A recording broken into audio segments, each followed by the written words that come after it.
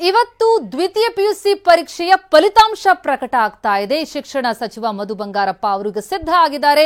Result ಏನಾಗುತ್ತೆ ಎನ್ನುವಂತಹ ಆತಂಕ ವಿದ್ಯಾರ್ಥಿಗಳಲ್ಲಿದ್ದರೆ ಇನ್ನೇನು ಕೆಲವೇ ಹೊತ್ತಿನಲ್ಲಿ ಪಿಯುಸಿ ರಿಸಲ್ಟ್, ದ್ವಿತೀಯ ಪಿಯುಸಿ ಫಲಿತಾಂಶ ಹೊರಬೀಳಲಿದೆ. ಪಿಯುಸಿ ಫಲಿತಾಂಶ ಪ್ರಕಟ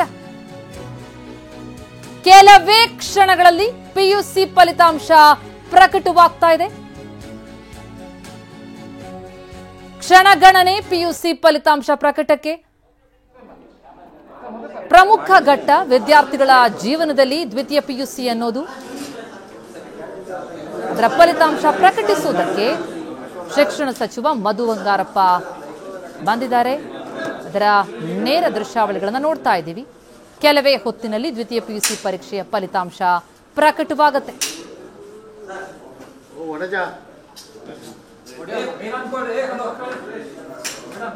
ಅಭಿ, ಪಾರ್ಟ್ನರ್ಶಿಪ್ ಫರ್ಮ್ ಸ್ಟಾರ್ಟ್ ಮಾಡಬೇಕಾ ಅಥವಾ ಪ್ರೈವೇಟ್ ಲಿಮಿಟೆಡ್ ಕಂಪನಿ ಸ್ಟಾರ್ಟ್ ಮಾಡಬೇಕಾ? ಕನ್ಫ್ಯೂಷನ್ ಯಾಕೆ? ಒಬ್ಬ ಎಕ್ಸ್ಪರ್ಟ್ ಜೊತೆ ಮಾತಾಡು. ಎಕ್ಸ್ಪರ್ಟಾ? ಎಲ್ಲಿ? ಬಾಸ್ ವಾಲಾ.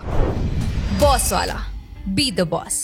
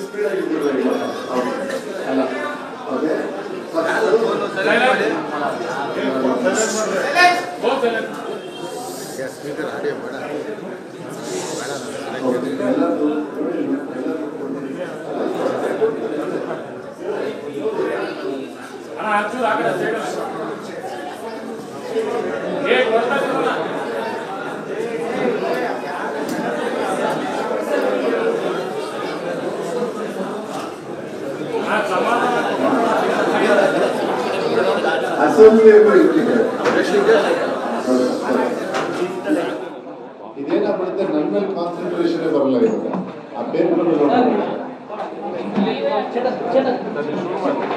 ಓಕೆ, ಎಕ್ಸ್ಟ್ರಾ ಬೇಕಾದ್ರೆ ವಾಪಸ್ ಕೊಡ್ತಾರೆ. ಓಕೆ, ಎಲ್ಲ ನೋಡಿ, ನಮ್ಮ ಆಫೀಸರ್ಸ್ ಎಲ್ಲ ಮುಗಿದ್ರೆ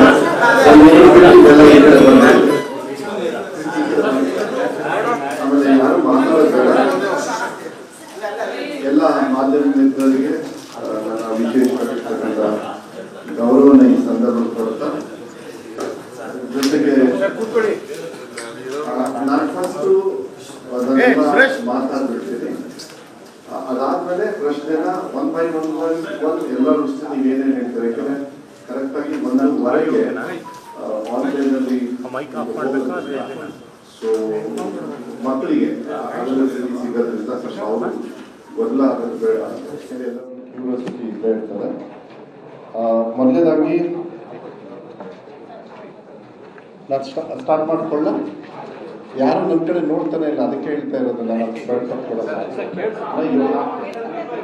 ಎಲ್ಲ ಹೇಳ್ಕೊಳ್ತಾ ಇರ್ತೀರಾ, because this is very important. Because this is a process. ಈ ಪ್ರೋಸೆಸ್ಸಿಗೆ ಮಾಹಿತಿ ನಿಮ್ಮ ಮೂಲಕ ಹೋದ್ರೇ ಅದು ನಮಗೆ ಹೆಲ್ಪ್ ಆಗುತ್ತೆ. Because it's a big task what we have taken. Okay, ಈಗ 2025 ದ್ವಿತೀಯ PUC ಪರೀಕ್ಷೆ 1, ದಯವಿಟ್ಟು ಇದರಲ್ಲೇ ನಾನು ಇನ್ಸಿಸ್ಟ್ ಮಾಡ್ತಾ ಇರೋದು.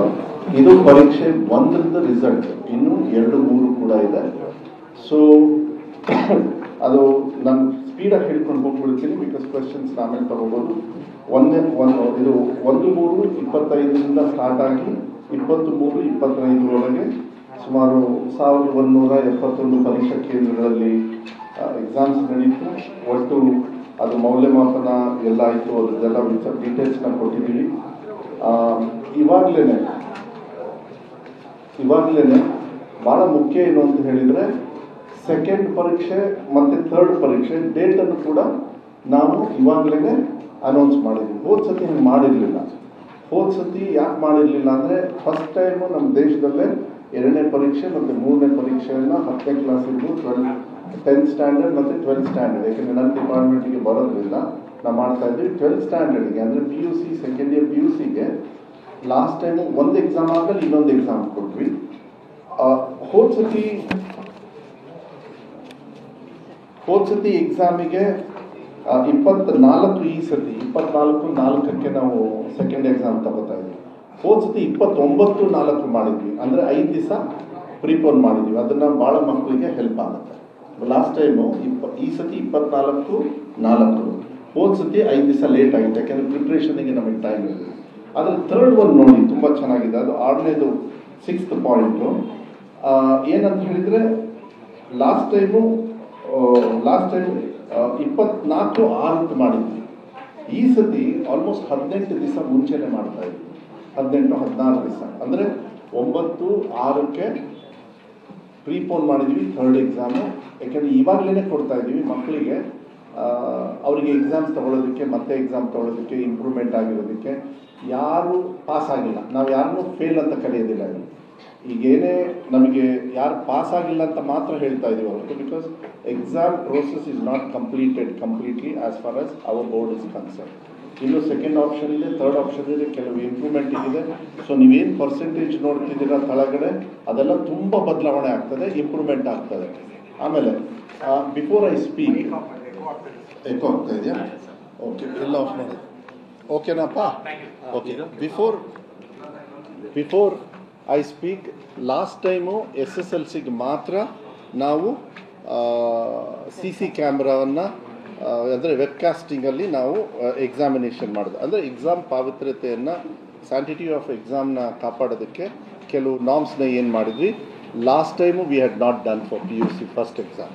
ಸೊ ಈ ಸತಿ PUCಗೂ ಕೂಡ ಮಾನ್ಯ ಮುಖ್ಯಮಂತ್ರಿಗಳು ಏನು ಲಾಸ್ಟ್ ಟೈಮು ಹೇಳಿದರು, ಇಲ್ಲ ಇದು ಒಳ್ಳೆ ಪ್ರೋಸೆಸ್ಸು ಅಂಥೇಳಿ, ಈ ಸತಿನೂ ನೀವು ಕಂಟಿನ್ಯೂ ಮಾಡಬೇಕಾಗತ್ತೆ. ಒಳ್ಳೆಯದೇ. ಬಿಕಾಸ್ ನಮಗೇನಾದರೆ ನಮ್ಮ ಇಲಾಖೆಯಲ್ಲಿ ನಮಗೆ ಸ್ವಲ್ಪ ಬ್ಲೈಂಡ್ ಸ್ಪಾಟ್ ಇತ್ತು. ನಮಗೆ ಎಕ್ಸಾಕ್ಟ್ಲಿ ಗೊತ್ತಿರಲಿಲ್ಲ ನಮ್ಮ ರಿಸಲ್ಟ್ಸು ಯಾವ ರೀತಿ ಇದೆ, ಯಾಕೆ ಬರ್ತಾ ಇದೆ, ಯಾಕೆ ಪಾಸ್ ಆಗಿದ್ದಾರೆ, ಯಾಕೆ ಫೇಲ್ ಆಗಿದ್ದಾರೆ, ಅದು ತಿಳ್ಕೊಳ್ಳಿಲ್ಲ ಅಂದರೆ ನಾವು ಸರಿ ಮಾಡ್ಕೊಳ್ಳೋದಕ್ಕಾಗಲ್ಲ. 10th ಸ್ಟ್ಯಾಂಡರ್ಡ್ದು ಈ ಸತಿ ಭಾಳ ಕಲಿಕೆಗೆ ಇಂಪಾರ್ಟೆನ್ಸ್ ಕೊಟ್ಟಿದ್ದೀವಿ, ಬಜೆಟಲ್ಲಿ ನೀವು ನೋಡಿದ್ದೀರಿ. ಅದೇ ರೀತಿ ಈ ಸತಿನೂ ಕೂಡ ಕಲಿಕೆಗೆ ಭಾಳ ಒತ್ತನ್ನು ಕೊಡ್ತಕ್ಕಂಥದ್ದು ವ್ಯವಸ್ಥೆಯನ್ನು ಕೂಡ ನಾವು ಮಾಡ್ತಾ ಇದ್ದೀವಿ. ಈಗ ನಾನು ಸ್ಟ್ರೈಟು ರಿಸಲ್ಟಿಗೆ ಬರ್ತೀನಿ. ಈ ಸತಿ 73.45% ಪಾಸ್ ಆಗಿರ್ತಕ್ಕಂಥದ್ದು ಅನುದಾನಿತ ಶಾಲೆ, ಅನುದಾನ ರಹಿತ ಶಾಲೆ, ಸರ್ಕಾರಿ ಶಾಲೆ ಮತ್ತು ರೆಸಿಡೆನ್ಷಿಯಲ್ ಸ್ಕೂಲ್ದು ಅದು ಬೈಫರ್ಕೇಷನ್ಸ್ ಮುಂದೆ ನಿಮಗೆ ಕೊಟ್ಟಿದ್ದೀವಿ. ಅದು ನಾನು ಪ್ರಶ್ನೆ ನೀವು ಕೇಳಿದಾಗ ನಾನು ಉತ್ತರವನ್ನು ಕೊಡ್ತಕ್ಕಂಥದ್ದು ವ್ಯವಸ್ಥೆಯನ್ನು ನಾವು ಮಾಡ್ತೀವಿ. ಅದ್ರ ಜೊತೆಗೆ ಸರ್ಕಾರಿ ಶಾಲೆಯಲ್ಲಿ 57% ಇದೆ ಏನು ಪಾಸ್ ಆಗಿರ್ತಕ್ಕಂಥದ್ದು. ಅನುದಾನಿತ ಶಾಲೆಯಲ್ಲಿ ಅನುದಾನಿತ ಕಾಲೇಜಲ್ಲಿ 62%, ಅನುದಾನ ರಹಿತ 82%, BBMP ಲಿಮಿಟ್ಸಲ್ಲಿ 68%, ಪದವಿ ಪೂರ್ವ ಕಾಲೇಜ್ ಅಂಥೇಳಿ ಏನು ಸಪ್ರೇಟ್ ಆಗಿರ್ತದೆ ಅದರಲ್ಲಿ 78%. ವಸತಿ ಶಾಲೆ ಅಲ್ಲಿ ಸ್ವಲ್ಪ ಇಂಪ್ರೂವ್ಮೆಂಟು ಆಬ್ವಿಯಸ್ಲಿ ಇರ್ತದೆ, ಯಾಕೆಂದರೆ ಅಲ್ಲಿ ಮಕ್ಕಳಿಗೆ ಡೈವರ್ಷನ್ ಇರೋದಿಲ್ಲ, ದೇ ಆಲ್ ಆರ್, ಆ್ಯಂಡ್ ಅಲ್ಲಿ ಸ್ವಲ್ಪ ಕ್ರೀಮಿ ಲೇಯರು ಹೋಗ್ತಾರೆ ನಿಜ. ಯಾಕಂದರೆ ವಸತಿ ಶಾಲೆಗೆ ಯಾರನ್ನು ಬೇಕಾದ್ರೂ ಅವ್ರನ್ನ ಸೇರಿಸ್ಕೊಳ್ಳೋದಿಲ್ಲ, ಪರ್ಸೆಂಟೇಜ್ ಕಟ್ ಆಫ್ ಆಗ್ತಾ ಬರುತ್ತೆ. ಅವ್ರ ಮಕ್ಕಳಿಗೆ ಎಜುಕೇಷನ್ ಸರ್ಕಾರ ದುಡ್ಡು ಖರ್ಚು ಮಾಡಿದ್ರೂ ಕಾನ್ಸಂಟ್ರೇಟೆಡ್ ಇರ್ತದೆ. ಸೊ ನೀವು ನೋಡಿ ಡಿಫ್ರೆನ್ಸ್ ನೋಡಿದಾಗ ಪದವಿ ಪೂರ್ವ ಕಾಲೇಜಲ್ಲಿ 57% ಏನಿದೆ ಈ ಸಾಮಾನ್ಯ ಜನರಿಗೆ ತಗೊಳ್ಳೋದು. ಒಳ್ಳೆ ಕಾಲೇಜಸ್ನ ಕೆಲವರು ಸೆಲೆಕ್ಟ್ ಮಾಡ್ಕೊಳ್ತಾರೆ. ನಮಗೆ ಬರ್ತಕ್ಕಂಥವ್ರು ಪಾಪ ಬಡವರು ಇರ್ತಾರೆ, ಭಾಳ ಕಷ್ಟ ಇರ್ತಕ್ಕಂಥವ್ರು, ಕೆಲವರು ಆರ್ಥಿಕವಾಗಿ ಅವ್ರದ್ದೇ ಆಗಿರ್ತಕ್ಕಂಥ ಮತ್ತು ನಮ್ಮ ಲಿಮಿಟೇಷನಲ್ಲಿ ಬರ್ತಕ್ಕಂಥವ್ರು, ನಾವು ಅವ್ರನ್ನ ಮುಂದೆ ತರ್ತಕ್ಕಂಥದ್ದು ಜವಾಬ್ದಾರಿಯನ್ನು ನಾವು ಸರ್ಕಾರಿ ಇದರೊಳಗೆ ತಗೊಳ್ಬೇಕಾಗ್ತದೆ. ಅದ್ರ ಜೊತೆಗೆ ಇನ್ನೊಂದು ಅನಾಲಿಸಿಸ್ ಮಾಡ್ತಾ ಇದ್ದೀವಿ ನಾವು. ಏನಂತ ಹೇಳಿದರೆ, ಈ ಪಾಸಿಂಗ್ ಆಗಿರೋದ್ರಲ್ಲಿ almost more than 70-80% more than 50%ಅಲ್ಲಿ ಪಾಸ್ ಆಗಿದ್ದಾರೆ. ಕರೆಕ್ಟ್ ಅಲ್ಲ? ಕರೆಕ್ಟ್ ಅಲ್ಲ? More than 50%. ಇದು ಐ ಥಿಂಕ್ ಪೇಜ್ ನಂಬರ್ 4ಅಲ್ಲಿ, ಪೇಜ್ ನಂಬರ್ 4 ಕನ್ನಡ 4ಅಲ್ಲಿ ನೋಡಿ, ನಿಮಗೆ 4,68,000 ಮಕ್ಕಳು ಏನು ಪಾಸ್ ಆಗಿದ್ದಾರೆ. ಡಿಸ್ಟಿಂಕ್ಷನಲ್ಲಿ ಪಾಸ್ ಆದವರು ಮೋರ್ ದೆನ್ 60%, ಮೋರ್ ದೆನ್ 50%.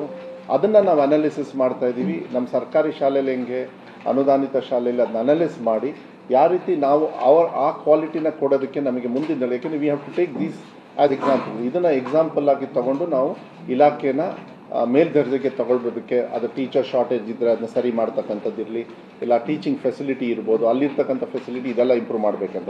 ಬರೀ 18,845 ಜನರು ಮಾತ್ರ ಬಿಲೋ 50% ಬಂದಿರತಕ್ಕಂಥದ್ದು ನಿಮಗೆ ಅಲ್ಲಿ ಕೊಟ್ಟಿರ್ತಕ್ಕಂಥದ್ದು. ಸ್ವಾಭಾವಿಕವಾಗಿ ಕಲ್ಯಾಣ ಕರ್ನಾಟಕ ಭಾಗದಲ್ಲಿ ನಿಮಗೂ ಚೆನ್ನಾಗಿ ಗೊತ್ತಿದೆ, ನಾನು ಹಂಗೆ ಹೇಳೋದಕ್ಕೆ ಹೋಗೋದಿಲ್ಲ, ಅನಿವಾರ್ಯವಾಗಿ ಹಿಂದೆಯಿಂದ ಬಂದುಬಿಟ್ಟಿದೆ ಅದು. ಆದರೆ ಈ ಸತಿ ನಾವು 5,000 ಕೋಟಿಯಲ್ಲಿ 1,250 ಕೋಟಿ 25% ಅಕ್ಷರ ಆವಿಷ್ಕಾರ ಅಂತ ಒಂದು ಕಾರ್ಯಕ್ರಮದಲ್ಲಿ ಹೋದ ವರ್ಷದಿಂದ ಅಂದರೆ 2023 ಇಂಟ್ರಿಮ್ ಬಜೆಟ್ ನಮ್ಮದು ಏನು ಬಂತು ಪ್ಲಸ್ ಹೋದ ಸತಿ ಮತ್ತು ಈ ಸತಿದು ಎಲ್ಲ ಸೇರಿದಾಗ 25% KKRDB ಫಂಡ್ಸ್ನ ಕಂಪ್ಲೀಟ್ಲಿ ಎಜುಕೇಷನಿಗೆ ಕೊಡಬೇಕು, ಇನ್ಫ್ರಾಸ್ಟ್ರಕ್ಚರಿಗೆ ಕೊಡಬೇಕು, ಅದ್ರ ಜೊತೆಗೆ ಕಲಿಕೆಗೂ ಕೊಡಬೇಕು. ಕಲಿಕೆಗೂ ಕೂಡ ಕೊಡ್ತಾ ಇದ್ದಾರೆ. ನಾವು ಸ್ಟೇಟ್ ಗೌರ್ಮೆಂಟಲ್ಲಿ ಕಲಿಕೆಗೆ ಕೊಡೋದಕ್ಕೆ ಟೀಚರ್ಸ್ ಇರ್ಬೋದು, ಫೆಸಿಲಿಟೀಸ್ ಕೊಡೋದ್ರ ಜೊತೆಗೆ ಅವರು ಕೂಡ ಕೊಡಬೇಕು ಅಂತ ಹೇಳಿ ಇನ್ಫ್ಯಾಕ್ಟ್ 25% ಅಲ್ಲ, I think it might have gone to 37-38% because ಕೆಲವರು ಶಾಸಕರಂತೂ more than 70-80% they have given only for education. ಅವರಿಲ್ಲ ನಾವು ತುಂಬ ಹಿಂದೆ ಇದ್ದೀವಿ ಅಂತ. ಯಾಕೆಂದರೆ ತುಂಬ ಬ್ಯಾಕ್ವರ್ಡಲ್ಲಿದೆ, ಅದನ್ನ ನಾವು ಫಾರ್ವರ್ಡ್ ತರೋದು ಮಾತ್ರ ನಾವು ಮಾತಾಡ್ತೀವಿ. ಯಾಕೆಂದರೆ ಅದನ್ನ ಮೇನ್ ಸ್ಟ್ರೀಮಿಗೆ ನಾವು ತರಲಿಲ್ಲ ಅಂದರೆ ಅದು ಭಾಳ ಕಷ್ಟ ಆಗುತ್ತೆ. ಸರ್ಕಾರದ ಹಣ ನಾವು ಜಾಸ್ತಿ ಅಲ್ಲಿ ಯಾಕೆ ಖರ್ಚು ಮಾಡ್ತಾ ಇದ್ದೀವಿ ಅಂದರೆ ಅವನ್ನ ಮೇನ್ ಸ್ಟ್ರೀಮಿಗೆ ಇನ್ಫ್ರಾಸ್ಟ್ರಕ್ಚರಲ್ಲಿ ನನ್ನ ಪ್ರಕಾರ ನೆಕ್ಸ್ಟ್ 5 ಇಯರ್ಸಲ್ಲಿ they'll be on top or equal to other places ನಮ್ಮ ಕರ್ನಾಟಕದಲ್ಲಿ ಎಲ್ಲದು ಕೂಡ ನಮ್ಮ ಅಸೆಸ್ಮೆಂಟ್ ಪ್ರಕಾರ. ಕಲಿಕೆನೂ ಪ್ಯಾರಲಿ ನಾವು ಇಂಪ್ರೂವ್ ಮಾಡಿಬಿಟ್ಟೆ. ಯಾಕೆಂದರೆ ಈಗ ಮೊನ್ನೆ ಗುಲ್ಬರ್ಗಲ್ಲೂ ಕೂಡ ಕ್ಯಾಬಿನೆಟ್ ಇದಾದಾಗ ಅಲ್ಲಿ ಎಲ್ಲ 80% ಟೀಚರ್ಸ್ನ ಕರ್ನಾಟಕದಲ್ಲಿ ಆಗಲಿಲ್ಲ ಅಂದ್ರೂ ಕಲ್ಯಾಣ ಕರ್ನಾಟಕ ಭಾಗದಲ್ಲಿ ಟೀಚರ್ಸ್ನ ತಗೋಬೇಕು. ಯಾಕೆಂದ್ರೆ ಟೀಚರ್ಸೇ ಇಲ್ಲದೆ ನನಗೆ ಪಾಠ ಹೇಳ್ಕೊಡೋದಕ್ಕೂ ಸ್ವಲ್ಪ ಕಷ್ಟ ಆಗಿಬಿಡುತ್ತೆ. ಎಲ್ಲ ಟೈಮು ನಾವು ಅತಿ ಶಿಕ್ಷಕರನ್ನು ತಗೊಂಡು ಮಾಡೋದು ಅದು ಒಳ್ಳೆಯದಲ್ಲ. ಅದಕ್ಕೆ ಮಾನ್ಯ ಮುಖ್ಯಮಂತ್ರಿಗಳು ನಮಗೆ ತೊಂದರೆ ಆಗಿದೆ ಅಂತ ಹೇಳಿದಾಗ ಎಜುಕೇಷನ್ ಡಿಪಾರ್ಟ್ಮೆಂಟಲ್ಲಿ ಎಸ್ಪೆಷಲಿ 80% ಏನೇನಿದೆ ಎಲ್ಲದನ್ನು ಕೂಡ ನೀವು ತುಂಬಿ ಅಂತ ಹೇಳಿದ್ದಾರೆ. ಇವಾಗ ಜಸ್ಟಿಸ್ ನಾಗಮೋಹನ್ ದಾಸ್ ವರದಿನ ಮೊನ್ನೆನೂ ಕೂಡ ಮಾನ್ಯ ಮುಖ್ಯಮಂತ್ರಿಗಳು ಕೂಡ ಆದಷ್ಟು ಬೇಗ ನಾವು ಇದನ್ನು ತೀರ್ಮಾನ ತಗೊಳ್ತೀವಿ. ನಾನು ಅಷ್ಟೇ ಕಾಲ್ ಫಾರ್ ಮಾಡೋವರೆಗೂ ನಾವೆಲ್ಲ ರೆಡಿ ಮಾಡ್ಕೊಂಡಿದ್ದೀವಿ. ಅವ್ರು ಯಾವತ್ತೂ ರಿಸರ್ವೇಷನ್ಸ್ ಎಲ್ಲ ಡೀಟೇಲ್ಸ್ ಬಂದ ತಕ್ಷಣ ಮಾರನೇ ದಿವಸನೇ ನಾವು ಟೀಚರ್ಸ್ನ ರಿಕ್ರೂಟ್ಮೆಂಟ್ ಪ್ರೋಸೆಸ್ನ ಭಾಳ ಫಾಸ್ಟಾಗಿ not only for college even for schools and other activities physical teacher ಇರ್ಬೋದು ಎಲ್ಲದೂ ಕೂಡ ನಾವು ಮಾಡ್ತಕ್ಕಂಥದ್ದು, ಅಲ್ಲೂ ಕೂಡ ನಾವು ಮಾಡ್ತಕ್ಕಂಥದ್ದು ಜವಾಬ್ದಾರಿನ. ಸೊ ಕಲ್ಯಾಣ ಕರ್ನಾಟಕ ಸ್ವಲ್ಪ ಡೌನಲ್ಲಿದೆ. ಅದನ್ನು ಮುಂದೆ ನೀವು 3 years ಬ್ಯಾಕ್ ಬಿಫೋರ್ ವೆಬ್ಕಾಸ್ಟಿಂಗ್ ಮಾಡೋಕ್ಕಿಂತ ಮುಂಚೆ ಮತ್ತು ಇವಾಗ ನೀವು ಲಿಸ್ಟು ಹಿಂದಿಂದೆಲ್ಲ ನೀವು ತೊಗೊಂಡ್ರೆ ನಿಮಗೆ ಗೊತ್ತಾಗ್ಬಿಡುತ್ತೆ ಅಲ್ಲಿ ಯಾಕೆ ಡಿಫ್ರೆನ್ಸ್ ಅಂತ. ನಾನು ಚರ್ಚೆ ಮಾಡೋದು ಆ್ಯಸ್ ಎ ಮಿನಿಸ್ಟರ್ ನಮ್ಮದು ತಪ್ಪಾಗ್ತದೆ. ನಾನು ಜಾಸ್ತಿ ಅದ್ರ ಬಗ್ಗೆ ನಾನೇನು ವಿಶ್ಲೇಷಣೆ ಮಾಡೋದಕ್ಕೆ ಹೋಗೋದಿಲ್ಲ. ಇದ್ರ ಜೊತೆಗೆ ಈಗ ನಾವು ಇನಿಷಿಯೇಟಿವ್ ಬಗ್ಗೆನೇ ಮಾತಾಡ್ತೀನಿ. ಯಾಕೆಂದರೆ ಎಲ್ಲ ಮಾಹಿತಿ ನಿಮ್ಮ ಹತ್ರ ಇದೆ. ನಾನು ಅದಕ್ಕೆ ಫಸ್ಟ್ ಹೇಳಿದ್ದು, ಯಾರ್ಯಾರು ಸ್ಟೂಡೆಂಟ್ಸ್ ಎಕ್ಸಾಮ್ ತೊಗೊಂಡಿದ್ದಾರೆ ಪಾಸ್ ಆಗಿರೋದು ಮಾತ್ರ ಕೊಟ್ಟಿರೋದು. Since examination process is not completed because ಇದನ್ನ ಮಕ್ಕಳಿಗೆ ತಮ್ಮ ಮೂಲಕ ನಾನು ಹೇಳಲಿಕ್ಕೆ ಇಷ್ಟಪಡ್ತೀನಿ. ಅವಕಾಶ 2, ಅವಕಾಶ 3ನೇದು ಏನೇನಿದೆ ಅದಿನ್ನೂ ಪ್ರೋಸೆಸ್ ಕಂಪ್ಲೀಟ್ ಆಗೋವರೆಗೂ ಯಾವುದೇ ಕಾರಣಕ್ಕೂ ಫೇಲ್ಡ್ ಅಂತ ನಾವು ಹೇಳೋದಕ್ಕಾಗೋದಿಲ್ಲ. 3rd ಎಕ್ಸಾಮ್ ಆದಮೇಲೆ ಮಾತ್ರ ಯಾರು ಪಾಸ್ ಆಗಿಲ್ಲ, ಯಾರು ಪಾಸ್ ಆಗಿದ್ದಾರೆ, ಯಾರು ಪಾಸ್ ಆದ್ರೂ ಕೆಲವ್ರು ಜಾಸ್ತಿ ಇಂಪ್ರೂವ್ಮೆಂಟ್ಗೂ ಕೂಡ ಅವರಿಗೆ ಅವಕಾಶಗಳನ್ನು ಕೊಡ್ತಕ್ಕಂಥದ್ದು. ಡೇಟನ್ನು 2ನೇ ಎಕ್ಸಾಮು 3ನೇ ಎಕ್ಸಾಮ್ ಯಾಕೆ ನಾವು ಇವಾಗಲೇ ಕೊಟ್ವಿ ಅಂದರೆ ಇವತ್ತಿಂದನೇ, ಅಂದರೆ ಇವತ್ತೊಂದು ದಿವಸ ಬಿಟ್ಟು ನಾಳೆಯಿಂದನೇ ಸ್ಪೆಷಲ್ ಕ್ಲಾಸಸ್ ತೊಗೊಳ್ಳೋದು ಫಾರ್ ಸಬ್ಜೆಕ್ಟು ಮತ್ತು ಇಂಡಿವಿಜುವಲ್ ಸಬ್ಜೆಕ್ಟ್ ಇರ್ಬೋದು, ಫುಲ್ ಕ್ಲಾಸಸ್ ಇರ್ಬೋದು, ಎಲ್ಲದೂ ಕೂಡ ನಮ್ಮ ಇಲಾಖೆಯಲ್ಲಿ ಒಂದು ವಾರದ ಮುಂಚೆನೇ ಅವರೇ ಎಲ್ಲ ಪ್ರೋಸೆಸ್ ಮಾಡಿ ನಾವು ಯಾವ ರೀತಿ ಅದು ಪರ್ಸೆಂಟೇಜ್ ಒಳ್ಳೆಯದಾಗಿದೆಯೋ ಕಮ್ಮಿ ಆಗಿದೆಯೋ ಎಲ್ಲ 99% ಆದ್ರೂ 1%ಗೂ ನಾವು ಹೆಲ್ಪ್ ಮಾಡಬೇಕು, 50% ಬಂದ್ರೂ ಇನ್ನು 50% ಹೆಲ್ಪ್ ಮಾಡಬೇಕು. So process is same. So ಮಕ್ಕಳಿಗೆ ಮತ್ತೆ ಹೆಲ್ಪ್ ಆಗೋದು. So 2nd and 3rd exam date ನಾವು ಇವಾಗಲೇ ಕೊಟ್ಟಿರೋದ್ರಿಂದ ಅವ್ರು ಯಾವಾಗ ಬೇಕಾದ್ರೆ ಎಕ್ಸಾಮ್ ತೊಗೋಬೋದು. ಶುಲ್ಕನ ಈ ಸತಿ ವೆಬ್ಕಾಸ್ಟಿಂಗ್ ಮಾಡಿರೋದ್ರಿಂದ ನಾವು ಯೂಶಲಿ 140 ರೂಪೀಸ್, 270 ರೂಪೀಸ್ 2 ಎಕ್ಸಾಮ್ ಆದರೆ 2 ಸಬ್ಜೆಕ್ಟ್ ಆದರೆ, 3 ಮೇಲಾದರೆ 400 ರೂಪಾಯಿ ಅಂಥೇಳಿ ನಮ್ಮ ಚಾರ್ಜ್ ಮಾಡ್ತಾಯಿದ್ವಿ. ಪರಿಶಿಷ್ಟ ಜಾತಿ ಪರಿಶಿಷ್ಟ ಪಂಗಡದವರಿಗೆ ಮತ್ತು ಎಸ್ಪೆಷಲಿ ಮಹಿಳೆಯವರಿಗೆ ಯಾವುದೇ ಥರದ ಶುಲ್ಕ ಇರೋದಿಲ್ಲ, ತಮಗೆ ಗೊತ್ತಿದೆ. ಈ ಸತಿ ಮಾತ್ರ, ಮುಂದಿನ ವರ್ಷಕ್ಕಲ್ಲ, ಈ ಸತಿ ಮಾತ್ರ 2ನೇ ಎಕ್ಸಾಮಿಗೆ ಮತ್ತು 3ನೇ ಎಕ್ಸಾಮಿಗೆ ಯಾವುದೇ ಥರದ ಶುಲ್ಕ ನಾವು ಎಕ್ಸಾಮಿನೇಷನ್ ಫೀಸ್ನ ತಗೊಳ್ಳೋದಿಲ್ಲ. ಅದಕ್ಕೆ ಮಕ್ಕಳಿಗೆ ದಯವಿಟ್ಟು ನಿಮಗೆ ಯಾವುದೇ ಥರದ ಫೀಸ್ ಇರೋದಿಲ್ಲ. ದಯವಿಟ್ಟು ಹೋಗಿ 2ನೇ ಎಕ್ಸಾಮು 3ನೇ ಎಕ್ಸಾಮು ನಿಮಗೆ ಯಾವ್ದು ಅನುಕೂಲ ಆಗುತ್ತೆ ದಯವಿಟ್ಟು ತಗೊಳ್ಳಿ. ನೀವು 6 ಸಬ್ಜೆಕ್ಟಲ್ಲಿ 2 ಸಬ್ಜೆಕ್ಟ್ ಫೇಲ್ ಆಗಿದ್ದರೆ, ಇಲ್ಲಾಂದರೆ ಇನ್ನೂ ಇಂಪ್ರೂವ್ ಮಾಡ್ಕೋಬೇಕಂದ್ರೆ ಬರೀ ಅವೆರಡೇ ತೊಗೊಳ್ಳಿ. ಇನ್ನು 10 ದಿವಸ 15 ದಿವಸ 20 ದಿವಸ 1 ತಿಂಗಳಿಗೆ ನಿಮಗೇನು 2ನೇ 3ನೇ ಎಕ್ಸಾಮ್ವರೆಗೂ ಇದೆ.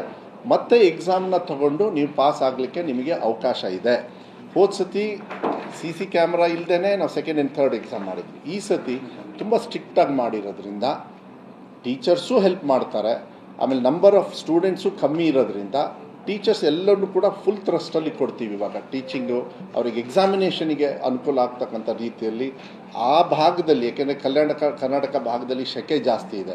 ಸೊ ಬೆಳಗ್ಗೆ ಟೀಚಿಂಗ್ ಜಾಸ್ತಿ, ಸಾಯಂಕಾಲ ಟೀಚಿಂಗು ಮಾಡಬೇಕು, ಮಧ್ಯಾಹ್ನ ಬಿಟ್ಕೊಡ್ಬೇಕು ಅವರಿಗೆ ಅಂತಕ್ಕಂಥದ್ದು ಕೂಡ ಚರ್ಚೆಯನ್ನು ನಾನು ಇಲಾಖೆಗೆ ಗೈಡೆನ್ಸ್ ಕೊಟ್ಟಿದ್ದೀನಿ. ಯಾಕೆಂದರೆ ಸೆಕೆಗೆ ಬರೋದಿಲ್ಲ ಮಕ್ಕಳು, ಅಲ್ಲಿ ಸ್ವಲ್ಪ ಪ್ರಾಬ್ಲಮ್ ಆಗ್ತದೆ. ಸಾಯಂಕಾಲ ನಾವು ಫ್ರೀ ಕರೆಂಟ್ ಕೊಡೋದ್ರಿಂದ ಶಾಲೆಗಳಿಗೆ ಮತ್ತು ಕಾಲೇಜಿಗೆ ಸಾಯಂಕಾಲನೂ ಕೂಡ ಅವ್ರು ಸ್ಪೆಷಲ್ ಕ್ಲಾಸ್ ತೊಗೊಂಡು ಇವರಿಗೆ ಎಕ್ಸಾಮಿನೇಷನ್ಗೆ ಹೆಲ್ಪ್ ಮಾಡ್ತಕ್ಕಂಥ ಪ್ರೋಸೆಸ್ನ ತೊಗೊಳ್ಬೇಕು. ಮತ್ತು ಬೆಸ್ಟ್ ಟೀಚರ್ಸ್ನು ಕೂಡ ಐಡೆಂಟಿಫೈ ಮಾಡಿ ಯಾವ ಥರ ಅವ್ರಿಗೆ ಎಕ್ಸಾಮಿಗೆ ಫೆಸಿಲಿಟೇಟ್ ಆಗ್ತಕ್ಕಂಥ ಸಬ್ಜೆಕ್ಟ್ಸ್ನ ಯಾವ ರೀತಿ ಅವರಿಗೆ ಹೆಲ್ಪ್ ಆಗ್ತಕ್ಕಂಥದ್ದನ್ನು, ಮತ್ತು ಯಾವ ರೀತಿ ಪಾಸ್ ಆಗೋದಕ್ಕೆ ಅವ್ರಿಗೆ ಅವಕಾಶ ಆಗೋದಕ್ಕೆ ಕೋಚಿಂಗ್ ಯಾವ ರೀತಿ ಕೊಡಬೇಕು ಅದನ್ನು ಕೂಡ ಡೈರೆಕ್ಟ್ರು ಮತ್ತು ಇಲಾಖೆಯವರು ಕೂಡ ನಮ್ಮ ಪ್ರಿನ್ಸಿಪಲ್ ಸೆಕ್ರೆಟರಿ ಅವರೆಲ್ಲ ಚರ್ಚೆ ಮಾಡ್ಕೊಂಡಿದ್ದಾರೆ ಅದನ್ನು. ಸೊ ಸೆಕೆಂಡ್ ಆ್ಯಂಡ್ ಥರ್ಡ್ ಎಕ್ಸಾಮನ್ನು ಇವಾಗಲೇ ಮುಂಚೆನೇ ಹೇಳೋದ್ರಿಂದ they can take up whenever they want, ಯಾವಾಗ ಬೇಕಾಗುತ್ತೆ ಆವಾಗ. ಶುಲ್ಕ ಇರೋದಿಲ್ಲ, ಎಕನಾಮಿಕಲ್ ಬರ್ಡನ್ ಬರೋದಿಲ್ಲ. ಸರ್ಕಾರಿ ಶಾಲೆಯಲ್ಲಿ ಯಾವಾಗಲೂ ಪರ್ಸೆಂಟೇಜ್ ಕಮ್ಮಿ ಆಗಿರುತ್ತೆ. ಅವರಿಗೆ ಧೈರ್ಯವಾಗಿ ಎಕ್ಸಾಮ್ ತೊಗೊಳ್ಳಿ, ಇನ್ನೂ ರಿಸಲ್ಟ್ ಕಂಪ್ಲೀಟ್ ಆಗಿಲ್ಲ ಅಂತಕ್ಕಂಥ ಭಾವನೆ. ಫಸ್ಟ್ ಎಕ್ಸಾಮಲ್ಲಿ ಏನು ರಿಸಲ್ಟ್ ಅಂತ ಕೊಟ್ಬಿಟ್ಟಿದ್ದೀವಿ, ಸೆಕೆಂಡ್ ಆ್ಯಂಡ್ ಥರ್ಡ್ ಆದಮೇಲೆ ನಿಮಗೆ ಫುಲ್ ಫ್ಲೆಡ್ಜು ಅವರಿಗೆ ಅವಕಾಶಗಳು ಸಿಗೋದು. ಮತ್ತು ಎಕ್ಸಾಮ್ ಡೇಟ್ಸ್ನ ಕರೆಕ್ಟಾಗಿ ಇವಾಗಲೇ ಪ್ರೀಪೋನ್ ಮಾಡಿ ಹೋದ ಸತಿಕ್ಕಿಂತ ಕೊಟ್ಟಿರೋದ್ರಿಂದ ಅವ್ರ ಅದರ್ ಕೋರ್ಸಸ್ಸಿಗೆ, it might be for degree or engineering, ಬೇರೆ ಬೇರೆದು ಮಾಡೋದಕ್ಕೂ ಕೂಡ ಅವರಿಗೆ ಅನುಕೂಲ ಆಗುತ್ತೆ ಅಂಥೇಳಿ ನನ್ನ ಅನಿಸಿಕೆ. ಎಲ್ಲ ಥರದ ರೀತಿಯಲ್ಲೂ ಕೂಡ ಆ್ಯಂಡ್ ವಿ ಎಕ್ಸ್ಪೆಕ್ಟೆಡ್, ಸ್ವಲ್ಪ ಗೊತ್ತಿತ್ತು ಸ್ಟ್ರಿಕ್ಟ್ ಮಾಡಿದಾಗ ಎಕ್ಸಾಮಿನೇಷನ್ ಪ್ರಾಕ್ಟೀಸಲ್ಲಿ ಸ್ಯಾಂಟಿಟಿ ಹೋದ ಸತಿ 20% ಡೌನ್ ಆಗಿಬಿಡುತ್ತೆ, ನಮಗೆ ಗೊತ್ತಿದೆ. ಹೋದ ಸತಿ ಅದು 20 ಅಲ್ಲ, ಅದು ಬರೀ 10%. ಅದ್ರ ಬಗ್ಗೆ ನಾನು ಚರ್ಚೆ ಮಾಡೋದಕ್ಕೆ ಹೋಗೋದಿಲ್ಲ. ಈ ಸತಿ ಸಿಂಪಲ್ ವರ್ಡಲ್ಲಿ ಹೇಳ್ತೀನಿ, ಯಾವುದೇ ಥರದ ಗ್ರೇಸ್ ಕೊಡಬಾರ್ದು ಅಂತೇಳಿ ಮಾನ್ಯ ಮುಖ್ಯಮಂತ್ರಿಗಳು ಹೇಳಿದರು. ಅದನ್ನೇ ಪ್ರೋಸೆಸ್ ಮಾಡ್ತಾಯಿದ್ದೀವಿ. ಇದೆಲ್ಲದೂ ಕೂಡ ನಾವೇನು ಮಾತಾಡ್ತಾ ಇದ್ದೀವಿ, ಮಾನ್ಯ ಮುಖ್ಯಮಂತ್ರಿಗಳಿಗೆ ಸಂಪೂರ್ಣವಾಗಿರ್ತಕ್ಕಂಥ ಮಾಹಿತಿಯನ್ನು, ಸರ್ ಈ ಥರ ಇದೆ ನಮ್ಮ ಡಿಪಾರ್ಟ್ಮೆಂಟು, ಈ ಥರ ಮಕ್ಕಳ ಒಂದು ಸ್ಟೇಟಸ್ ಹಿಂಗಿದೆ, ಮತ್ತು ಮುಂದೆ ಯಾವ ರೀತಿ ಅವ್ರು ಹೇಳಿದ್ದಾರೆ ಸ್ವಲ್ಪ ಕಲಿಕೆಗೆ ಹೇಗೆ SSLCವರೆಗೂ ಅಂದರೆ ಸ್ಕೂಲ್ಸಿಗೆ ನೀವು ಯಾವ ರೀತಿ ಪ್ರೋಗ್ರಾಮ್ ಹಾಕ್ಕೊಂಡ್ಬಂದಿದ್ರಿ ಬಿಫೋರ್ ಬಜೆಟ್ಟು, ಮತ್ತು PUCಗೂ ಕೂಡ ನೀವು ಇನ್ನೇನಾದರೂ ಬೇಕಾದರೆ ಹಾಕಿದ್ದೀವಿ ನಾವು, ಈ ರಿಸಲ್ಟ್ ಬಂದಮೇಲೆ ನಿಮಗೇನು ಸಹಕಾರ ಬೇಕು ಅದನ್ನು ಹೇಳಿ ಅಂತ ಹೇಳಿದ್ದಾರೆ. ನಾವು ಅದನ್ನು ಈ ಎಕ್ಸಾಮ್ ಆದಮೇಲೆ, ಯಾಕೆಂದರೆ ಈ 2 months ಫುಲ್ಲು ಫೋರ್ಸ್ನ ಡಿಪಾರ್ಟ್ಮೆಂಟ್ ವಿಲ್ ಗಿವ್ ಫಾರ್, ಆಮೇಲೆ ಎಲ್ಲ ಆಫೀಸರ್ಸು PRS ಅವರಿಂದ ಹಿಡಿದು ಲಾಸ್ಟ್ ಅಲ್ಲಿ PU ಬೋರ್ಡಲ್ಲಿ ಮತ್ತು ಬೇರೆ ಬೇರೆಯವ್ರು ನಾವು ಏನು ಸೋರ್ಸ್ ಮಾಡ್ಬೋದು, ಎಲ್ಲ ಮಕ್ಕಳಿಗೂ ಕೂಡ ದಯವಿಟ್ಟು ವಾಪಸ್ ಬನ್ನಿ. DC ಅವರಿಗೆ, CO ಅವ್ರಿಗೂ ಕೂಡ ನಾವು ಏನು ಪತ್ರವನ್ನು ಬರೆದು ಅವರಿಗೂ ಕೂಡ ಮನವಿ ಮಾಡ್ತೀವಿ. ಯಾಕೆಂದರೆ ಈ ಸತಿ ಅವರು ಕೂಡ ಇನ್ವಾಲ್ವ್ ಆಗಿದ್ರು ಈ ಪ್ರೋಸೆಸ್ಸಲ್ಲಿ. ಮಕ್ಕಳು ಎಕ್ಸಾಮ್ನ ಇನ್ನೂ ಚೆನ್ನಾಗಿ ಇಂಪ್ರೂವ್ ಮಾಡ್ಕೊಳ್ಳೋದಕ್ಕೆ ಮಾರ್ಕ್ಸ್ನ ಪ್ಲಸ್ ಏನಾದರೂ ಪಾಸ್ ಆಗಿಲ್ಲ ಅಂದರೆ ದಯವಿಟ್ಟು ವಾಪಸ್ ಬನ್ನಿ ಅಂತ ಹೇಳೋದಕ್ಕೆ, ಲಾಸ್ಟ್ ಕಾಲೇಜ್ ಲೆವೆಲ್ವರೆಗೂ ಮಕ್ಕಳನ್ನು ಸ್ಕೂಲಿಗೆ ತರ್ತಕ್ಕಂಥದ್ದು ಯಾವುದೇ ಥರದ ಅವರಿಗೆ ಬರ್ಡನ್ ಇಲ್ಲದೆ ಎಕ್ಸಾಮಿನೇಷನ್ಗೆ ಬನ್ನಿ ಅಂತ ಕರೆಯೋದಕ್ಕೆ ನಮ್ಮ government forces other than my department full force ಆಗಿ ನಾವು ಉಪಯೋಗ ಮಾಡಿ ಅವ್ರನ್ನ ಎಕ್ಸಾಮಿಗೆ ಕರೆಸ್ತಕ್ಕಂಥ, ಅವರಿಗೆ ಟೀಚಿಂಗು ಅಷ್ಟೇ ಪ್ಲಸ್ ಎಕ್ಸಾಮಿಗೆ ಬರ್ತಕ್ಕಂಥ ವ್ಯವಸ್ಥೆಯನ್ನು ನಾವು ಮಾಡಬೇಕು ಅಂಥೇಳಿ ನಾವು ಅಂದ್ಕೊಂಡಿದ್ದೀವಿ. ಅಲ್ಲ, ಲಾಸ್ಟ್ ಇಯರ್ ನಾನು ಹೇಳಿದ್ದಲ್ಲ, ನನಗೆ ಇಂಪ್ರೂವ್ ಮಾಡೋದಕ್ಕೆ ತುಂಬ ಅವಕಾಶಗಳಿದ್ದಾವೆ. ಇದನ್ನು ಈ ಸತಿ ನಾವು ಗ್ಯಾರಂಟಿ ನಾವು ಮಾಡೇ ಮಾಡ್ತೀವಿ. ಯಾಕೆಂದರೆ ನಾನು ದಯವಿಟ್ಟು ನಾನು ತಮ್ಮಲ್ಲಿ ಮನವಿಯನ್ನು ಮಾಡಲಿಕ್ಕೆ ಇಷ್ಟಪಡ್ತೀನಿ. ಯಾವ ರೀತಿ ಎಕ್ಸಾಮ್ಸ್ ನಡೀತಾ ಇತ್ತು ಅಂತೇಳಿ ಅದ್ರ ಬಗ್ಗೆ ಚರ್ಚೆ ಮಾಡಲ್ಲ.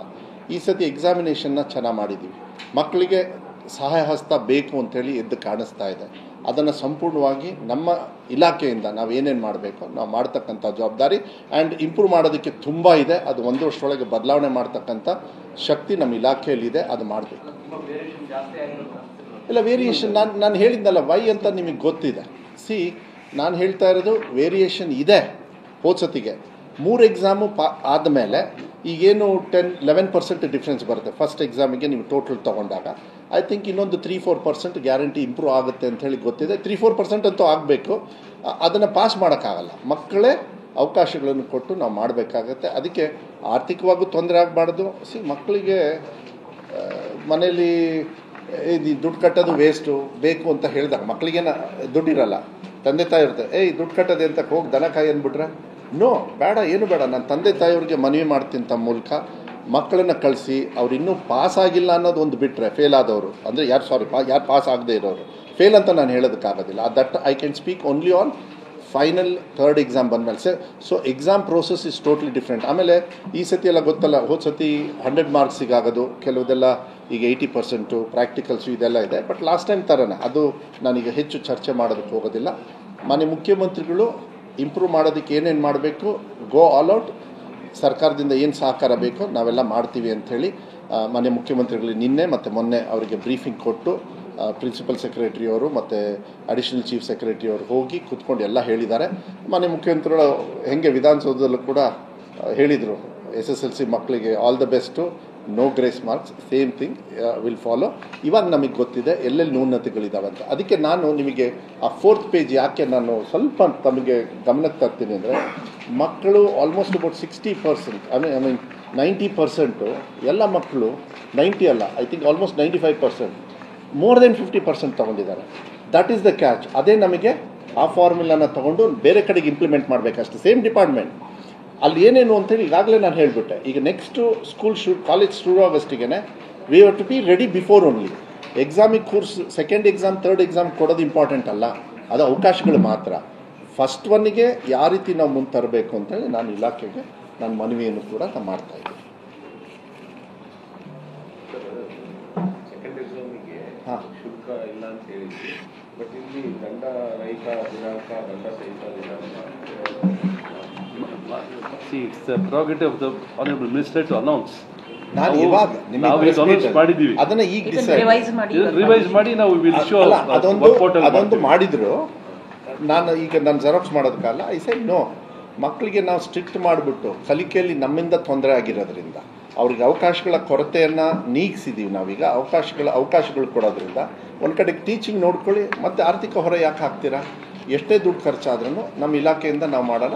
ನಾನು ಸರ್ಕಾರದಿಂದ ನಾನು ಅದೇ ಹೇಳಿದ್ನಲ್ಲ, ಮಾನ್ಯ ಮುಖ್ಯಮಂತ್ರಿಗಳು ಏನಂದರು, ಅವಕಾಶಗಳು ಕೊಡಿ ಅವರಿಗೆ, ನಾವು ಸರ್ಕಾರ ನಾವು ಏನೇ ಖರ್ಚಿದ್ರೂ ನಾವು ನೋಡ್ಕೊಳ್ಳೋಣ ಅಂತ. ಇದಕ್ಕೆಲ್ಲ ನನಗೇನು ಅನಿಸುತ್ತೆ, ಇದನ್ನೆಲ್ಲ ನೋಡಿದಾಗ ಅನಾಲಿಸಿಸ್, ಈಗ ನೀವು ತಾವು ಕೇಳಿದ್ರಿ ನಮ್ಮ ಸ್ನೇಹಿತರು, ನಿಮಗೆ ತೃಪ್ತಿ ಇದೆಯಾ ಅಂತ.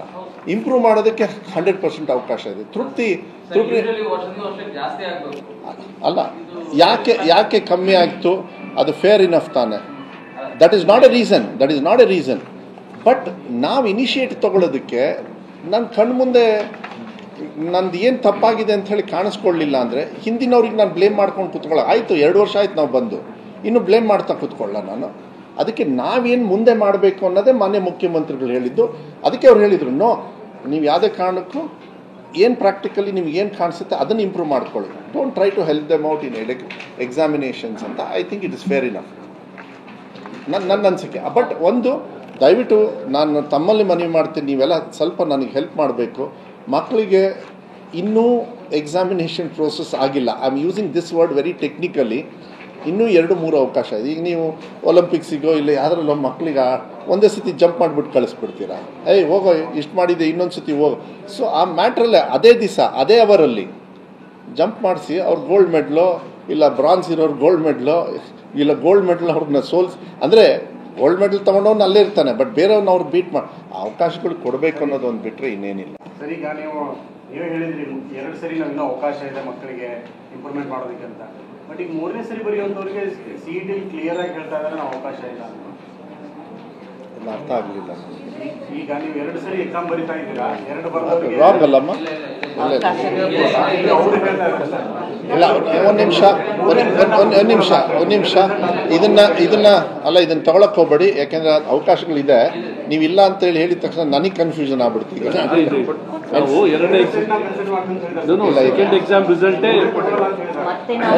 ಒಂದು ನಿಮಿಷ ಅಲ್ಲ ಚಂದ್ರಾಸ್ ಅವರೇ, ಇಲ್ಲ ಒಂದು ನಿಮಿಷ, ಐ ವಾಂಟ್ ಟು ಅಲ್ಲಲ್ಲ ಒಂದು ನಿಮಿಷ, ಇಟ್ ಈಸ್ ರಾಂಗ್.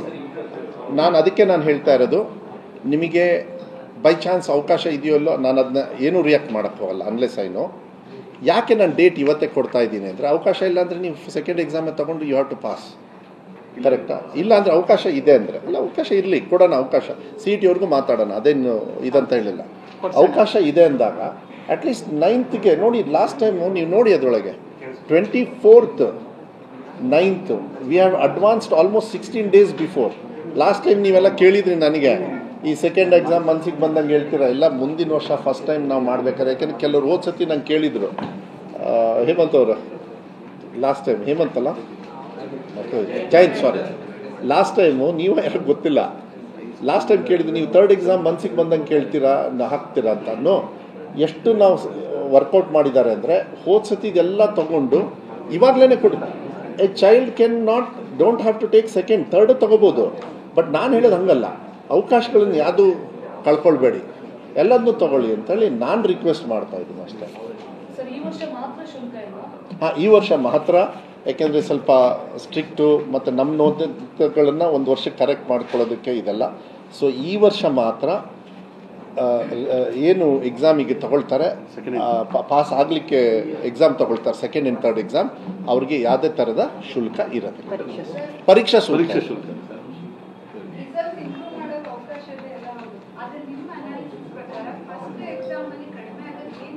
ನಾನು ಹೇಳಿದ್ನಲ್ಲ ಸ್ವಲ್ಪ ವಿಜಿಲೆನ್ಸ್ನ ಸ್ವಲ್ಪ ಆಗಿದೆ, ಬಟ್ ಅದು ಮುಂದೆ ತೊಗೊಳಕ್ಕೆ ಹೋಗಬೇಡಿ ಅಮ್ಮ, ಯಾಕೆಂದರೆ ಸೆಕೆಂಡಲ್ಲೂ ವಿಜಿಲೆನ್ಸ್ ಇರುತ್ತೆ, ಥರ್ಡಲ್ಲೂ ವಿಜಿಲೆನ್ಸ್ ಇರುತ್ತೆ. ಸೊ ಲೆಟ್ ಅಸ್ ಸಿ ಇಲ್ಲಾಂದ್ರೆ ಏನಾಗುತ್ತೆ, ಈಗ KPSC ಇದೇ ಮಕ್ಕಳು ಬರಿಬೇಕು, UPSC ಬರಿಬೇಕು, IAS, they will get stuck there. So ನಾವು ಕಳಿಸೋರನ್ನೇ ತಪ್ಪಾಗಿ ಕಳಿಸ್ಬಿಟ್ರೆ ನಾನು ನಿಮಗೆ ನಿಮ್ಮ ಹತ್ರ ಬೇಷ್ ಅನ್ಸ್ಕೋಬೇಕು ಅಂತ ನಾನು ಅದಕ್ಕೆ ರೆಡಿ ಇಲ್ಲ. ಸೊ ನನ್ನ ಡ್ಯೂಟಿ ಏನಿದೆ ನಾನು ಮಾಡ್ತಾಯಿದ್ದೀನಿ. ಈಗ ನೆಕ್ಸ್ಟ್ ಡ್ಯೂಟಿ ನಿಮ್ಮ ಪ್ರಶ್ನೆ, ಇಂಪ್ರೂವ್ ಮಾಡೋಕ್ಕೆ. ಅದಕ್ಕೆ ನಾನು ಹೇಳಿದ್ದಲ್ಲ, ತೃಪ್ತಿ ತಂದಿದೆಯಾ ಅಂತ. 100% ಇಂಪ್ರೂವ್ ಮಾಡೋದಕ್ಕೆ ತುಂಬ ಅವಕಾಶ ಇದೆ.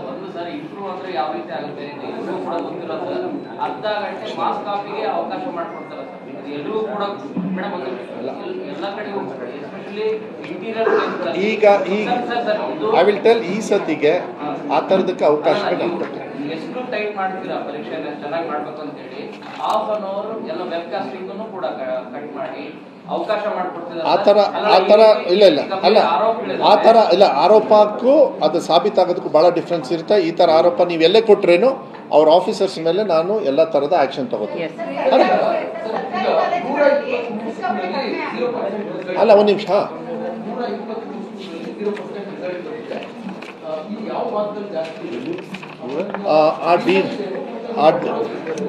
ಅದೇನಾಗಿದೆ, 0% ಸರ್ಕಾರಿ ಶಾಲೆಯಲ್ಲೂ ಇದೆ, ಅನುದಾನಿತ ಶಾಲೆಯಲ್ಲೂ ಇದೆ, ಪ್ರೈವೇಟ್ ಶಾಲೆಯಲ್ಲೂ ಇದೆ. ಓಕೆ, ಸೊ ಪ್ರೈವೇಟ್ ಶಾಲೆ ಅಂದಾಗ ಏನು ಪ್ರಾಕ್ಟೀಸಸ್ ಆಗಿರ್ಬೋದು, ಅನುದಾನಿತ ಶಾಲೆಯಲ್ಲಿ ಯಾಕೆ ಅವ್ರು ಮಾಡಿರ್ಬೋದು, ಸರ್ಕಾರಿ ಶಾಲೆಯಲ್ಲಿ ನಮ್ಮ ಕೊರತೆ ಆಗಿರೋದು, ಅದನ್ನು ತಿಳ್ಕೊಂಡು ನಮಗೆ ರಿಪೋರ್ಟ್, ಅದಕ್ಕೆ ಅದನ್ನು ನಾವು ಕೊಟ್ಟಿದ್ದೀವಿ. ವಿ ವಾಂಟ್ ಟು ಟೇಕ್ ಯಾರು 100% ಮಾಡಿದ್ದಾರೆ ಅದನ್ನೇ ಉದಾಹರಣೆ ತಗೊಳ್ತೀವಿ. ಅದಕ್ಕೆ ನಾನು 4th ಪೇಜ್ನ ನಾನು ಭಾಳ ಇಂಪಾರ್ಟೆಂಟಾಗಿ ಯಾಕೆ ತಗೋತಾ ಇದ್ದೀನಿ ಅಂದರೆ, ಒಂದು ಪರ್ಫಾರ್ಮೆನ್ಸ್ ಗ್ಯಾಪ್ ಇದೆ ಅಲ್ಲಿ, ಚೆನ್ನಾಗಿದೆ, ಅವ್ರನ್ನ ನೀವು ಉದಾಹರಣೆ ಹಾಕಿ ತೊಗೊಂಡು ಹೋಗಿ ಅಂತ ಹೇಳಿ ಮಾಡಬೇಕಂತ. ಆಮೇಲೆ 0% ಇವಾಗಲ್ಲ, ವರ್ಷ ಯಾವಾಗಲೂ ಬರುತ್ತೆ, ಬಟ್ ಅದು ಜಾಸ್ತಿ ಆಗಬಾರ್ದು. ಈ ಸತಿ ಏನಾದ್ರು ಹೆಚ್ಚು ಕಮ್ಮಿ ಜಾಸ್ತಿ ಆಗಿದೆ, ರೀಸನ್ ಮತ್ತೆ ನಾನು ಚರ್ಚೆ ಮಾಡಲ್ಲ. ಅದನ್ನು ಇಂಪ್ರೂವ್ ಮಾಡೋದಕ್ಕೆ ಏನು ಮಾಡಬೇಕು, ಸೆಕೆಂಡ್ ಆ್ಯಂಡ್ ಥರ್ಡ್ ಎಕ್ಸಾಮಲ್ಲೂ ಕೂಡ 0 at least they have to start 1 at least. ಅದನ್ನು ಈಗ we have given them task. 0 ಹೋಗಿ ಕರ್ಸ್ಕೊಂಡು ನೀವೇ ಹೋಗಿ, ಡೈರೆಕ್ಟರ್ಸ್ ಹೋಗಿ, ಅಲ್ಲಿ ಜಾಯಿಂಟ್ ಡೈರೆಕ್ಟರ್ಸ್ ಇದ್ದಾರೆ, ಬೇರೆ ಏರಿಯಾ ಡೈರೆಕ್ಟರ್ಸ್ ಇದ್ದಾರೆ, ಗೋ ಆ್ಯಂಡ್ ಸಿಟ್ ದೇರ್, ಸ್ಕೂಲಲ್ಲಿ ಕಾಲೇಜಸ್ಸಲ್ಲಿ ಹೋಗಿ ಕೂತ್ಕೊಳ್ಳಿ ಅಂತ ಹೇಳಿದ್ದೀವಿ. ಕೆಲವು ಸತಿ ಮಾಡ್ತಾರೆ, ಕೆಲವು ಸತಿ ಮಕ್ಕಳಿಗೆ ಅಷ್ಟೇ ಇನ್ಪುಟ್ ಇದ್ದರೆ ನೀವು ಎಷ್ಟೇ ಅವ್ರಿಗೆ ಏನೇ ಮಾಡಿದ್ರೇನು ಪಾಪ ಮುಂದೆ ಬರಲ್ಲ. ಅಂದರೆ ಸೊ ಡಿಪಾರ್ಟ್ಮೆಂಟಲ್ಲಿ ಆರ್ ಕೋಚಿಂಗ್ ಸಿಸ್ಟಮ್ನಲ್ಲೇ ಫಸ್ಟ್ ಡೇಯಿಂದ ಅಂದರೆ June 1